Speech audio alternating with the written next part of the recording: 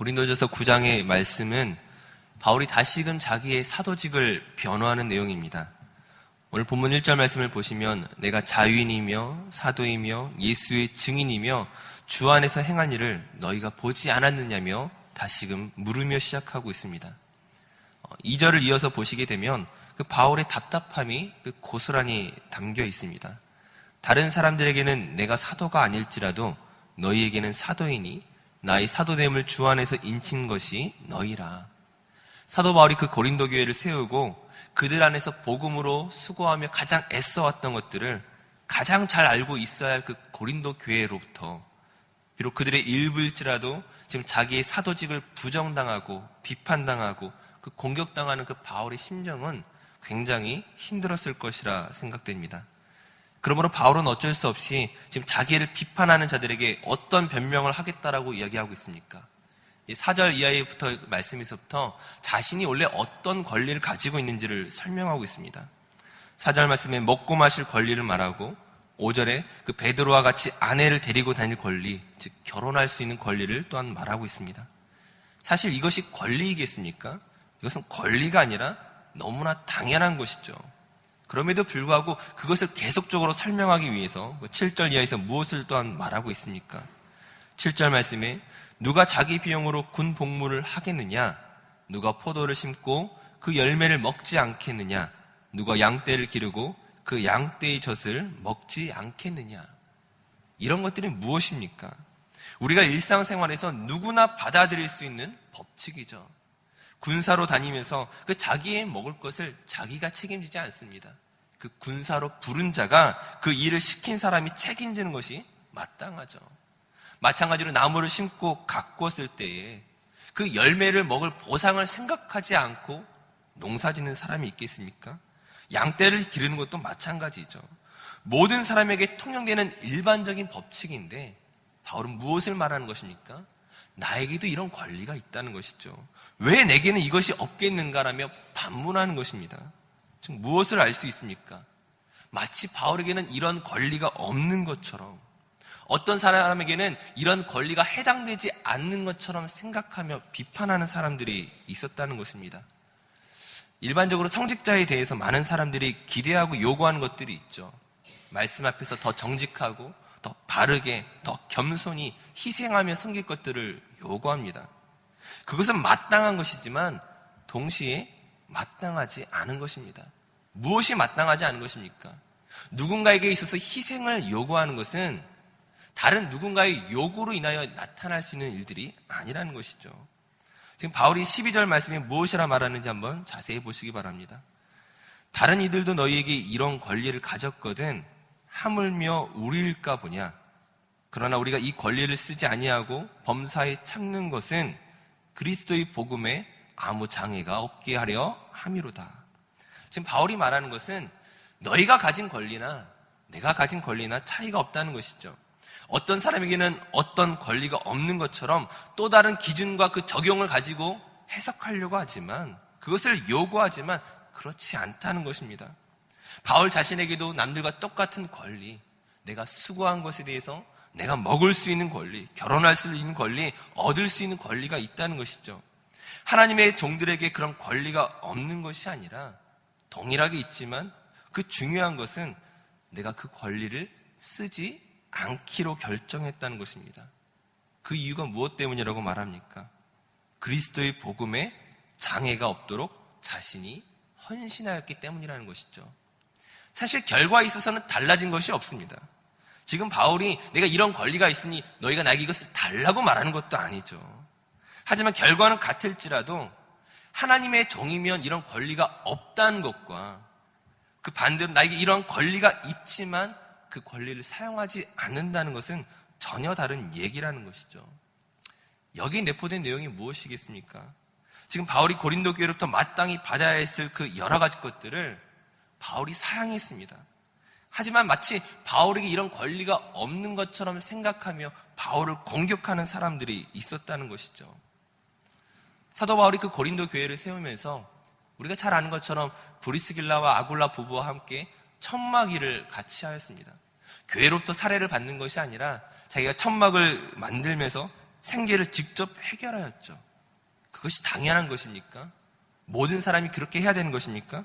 그것이 마땅하기 때문이 아니라 아직 연약한 고린도 교회가 온전히 성장하도록 그들에게 부담을 주지 않기 위한 바울의 배려였죠. 다른 문제로 신경 쓰지 말고 복음 가운데 빨리 자립하기를 원하는 바울의 간절한 마음이었습니다. 근데 이러한 바울의 그 배려를 생각하지 않고 왜 너는 이렇게 행하느냐 저렇게 행하느냐 바울을 공격하는 사람들이 있었다는 것이죠. 바울에게 오히려 따지는 것이었습니다. 그러므로 바울이 무엇을 항변하니까 내가 수고한 것에 대해서 내가 마땅히 받을 권리가 있지만 그러나 내가 복음 외에 아무것도 빚지지 않기로 결정한 것을 너희가 알고 있지 않느냐. 마치 나를 무엇인가 열등한 제한된 어떤 부족한 것처럼 사람을 얕잡아 보지 말라는 것입니다. 내가 너희의 사도라는 것을 잊지 말라는 것이죠. 내가 너희의 영적인 스승이라는 것을 왜 너희가 인정하지 않느냐 지금 따지고 있는 것입니다. 물론 바울에게 있어서 이 모든 것을 따지는 것이 기분 좋은 일이겠습니까? 자기의 사도됨을, 자기의 스승됨을 스스로 증명해야 되는 이 현실이 기분 좋은 일이 결코 아니죠. 그럼에도 불구하고 이 일들이 필요했다는 것입니다. 이 고린도 전후서를 보게 되면은 바울이 여러 차례 자기 사도직을 변호하게 되는데 이 변호하기 위해서 여러 가지를 말할 때마다 바울이 어떤 말들을 덧붙이는지를 보시기 바랍니다. 고린도서 11장 1절 말씀을 보게 되면은 이렇게 이야기합니다. 원하건대 너희는 나의 좀 어리석은 것을 용납하라. 청하건대 나를 용납하라. 지금 자신이 하나님을 향한 어떤 열심을 가지고 있는지를 설명하기에 앞서서 지금 이 모든 것들을 이야기하는 것이 사실은 어리석은 일이라는 거죠. 그럼에도 불구하고 이 말을 해야 되겠다는 것입니다. 고린도 후서 12장 1절 말씀에 무익하나마 내가 부득불 자랑하노니 주의 환상과 계시를 말하리라. 주의 환상과 계시, 놀라운 그 은혜들을 이야기하며 앞서서 이것이 뭡니까? 무익하지만, 유익이 없지만 내가 부득불 어쩔 수 없이 하는 이야기라는 것이죠. 지금 내가 받았던 은혜와 그 모든 것들을 자랑하는 것이 사실은 좋은 것이 아닙니다. 얼마나 하나님에 대한 지식이 있고 놀라운 일들을 경험했는가, 얼마나 많은 핍박과 고난 속에서도 내가 예수를 증거했는가를 내가 말하는 것이 사실은 부득불하는 일이라는 것이죠. 왜 이런 일들을 해야 되겠습니까? 너희가 나를 향하여 그 개인적으로 오해하는 것은 상관이 없지만 지금 자기의 사도권이 부인될 때에 지금 고린도 교회가 처한 그 수많은 문제와 위기를 해결할 수 있는 방법이 없기 때문입니다.